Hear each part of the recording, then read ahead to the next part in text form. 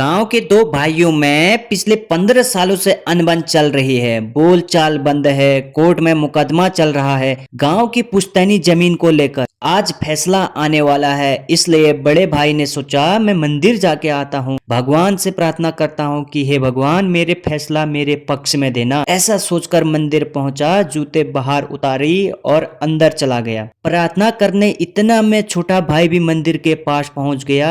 उसके भी दिमाग में यही ख्याल आया कि आज फैसला आने वाला है कि हे भगवान फैसला मेरे पक्ष में देना। छोटा भाई प्रार्थना करने के लिए मंदिर पहुंचा। इतने में बड़े भाई की प्रार्थना हो चुकी थी। वो बाहर आया और बाहर आते ही देखा कि उसकी जूतियां गायब हैं। इधर उधर देखा, काफी तलाश की, मिल ही नहीं रही थी। इतने में छोटा भाई बाहर आते ही समझ गया कि चिंता की लकीरें बढ़ती जा रही हैं। जूतियां नहीं मिल रही हैं। भैया आपकी जूतियां उस पट्टी के नीचे पड़ी हैं। जब मैं मंदिर आया था तो मैंने देखा कि बारिश स्टार्ट हो गई है और मैंने आपकी जूतियां पहचानता हूँ। मैंने सोचा आपकी जूतियां खराब हो जाएंगी, इसलिए मैंने उस जूतियों को पट्टी के नीचे रख दिया। इतना सुनते ही बड़े भाई की आंखों में आंसू आ गए और सोचने लगा कि ये तो मेरे से छोटा है और इसको मेरी जूतियों की इतनी चिंता है कि वो खराब न हो जाए। मैं तो घर का बड़ा हूँ, मैंने एक मिनट भी नहीं सोचा कि मेरे बड़े बुजुर्ग, मेरे माता पिता की इज्जत खराब हो रही है। कोर्ट कचहरी के चक्कर में